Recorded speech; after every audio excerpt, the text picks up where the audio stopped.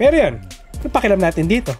US to eh. Hindi naman to Pilipinas eh. So, ang question ko na lang dito is, what if nangyari to sa Pilipinas? Okay lang ba sa inyo? Okay lang ba ang maban ang TikTok sa Pilipinas? Tingin ko kasi dami ng businesses na nag-boom sa TikTok. Lalo na yung mga nag-online sell and yung mga sa store. Si Shell, nag-online sell. Yan, yung online selling, ganun. Hindi, pero yun na, syempre maapektuhan yung mga ano dito, nakakaawa. Pero I highly doubt, kasi ang sa US naman, kaya nangyari yan, ang weird lang talaga nang nangyari. Sinasabi nila TikTok, nagko-complain sila, it's about security, like yung mga data, privacy, kineme. Di ba yun yung talagang main reason? Bakit ngayon tas gusto nila bilhin? Ano yun? Parang, di ba, para malipat yung data sa US soil, kumbaga. Para hindi na siya mapunta sa ibang lugar yung mga data. Kasi 'di ba TikTok's doyen sa China is yung Communist Party, meron silang tauhan sa bawat malalaking company. Ganun yung nangyayari dyan. So, mangyayari kasi dito is may nakukuha nila yung information nung parang spy siya. Ganun yung dating. Mala data miner din. Data may miner. tanong ako, di ba, dapat bilhin lang ng nasa US. Paano kung Chinese din yung may-ari na taga-US based siya? Parang ganun. Kumbaga, pwede ba yun? Hindi. Kailangan US based yung ano. Kailangan as in, US Amerikano, citizen, dapat US ganun-ganun. Paano kung, hindi nga, I mean, kunyari, Chinese descent siya, pero ano na siya, US citizen siya. Pwede ba yung bilhin? Okay lang. O yun naman pala, kung meron naman palang, sa akin parang yun yung pwedeng maging loophole nito. Loophole, yun yung word na loophole. Pero yun talaga yung magagamit kong word. Word of the day, loophole. Hindi, loophole.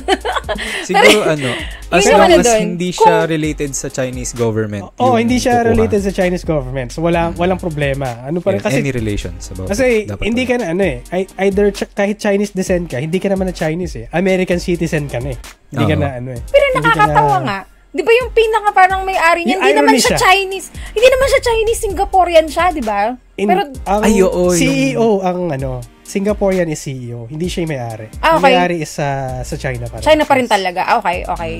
Buti na lang. Thank you for clarification. Pero yun nga, parang, bakit parang hindi na lang sila magkaroon ng agreement and all. Bakit kailangan pambilin? Kasi sa totoo lang, malaking kita ng TikTok na yun eh. Alam nila yan. Actually, nagkaroon na sila ng agreement before. Yung first hearing, ang solution na ginawa ni TikTok is ilipat yung database nila sa US. So, ang US company na nag-handle ng data nila is si Oracle. Ang problema, base sa mga reports na nakuha nila, is parang may backdoor access pa rin si bossing nila dun sa original country.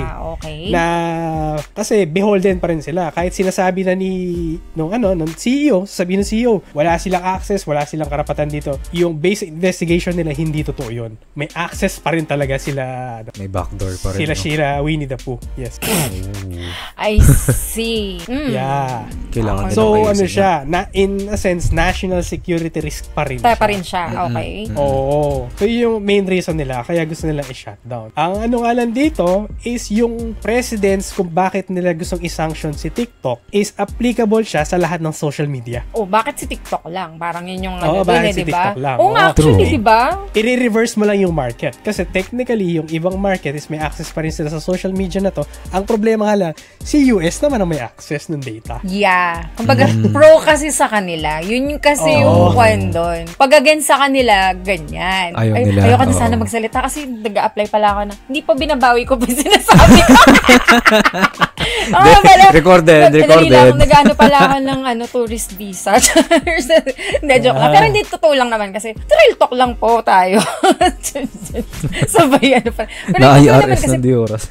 Hindi, pero diba, yung pro sa kanila, parang yun na nga, bakit ganun naman kasi? So, ganun. So, salamat nga pala dun sa mga bago naming followers, subscribers. Salamat kay Xboom, salamat kay RDK, salamat kay mga recent follower na sila Budo Jess. Salamat din kay Super Duper May Paganasyon. Ito yung last time. Kay Asher Place, kay Young Bloodcats, kay Prince Sec. And then sa mga nasa chat ulit, salamat kay RDK, Xboom, kay Sides, kay Tokay Licious, kay Reconnecting PH, sino ba? Torakat, kay Nier, kay Lampasupa, kay Mikairis din. Mikairis, yun. Pasensya na if may na-miss ako. Thank you. Okay. Thank you po sa outro.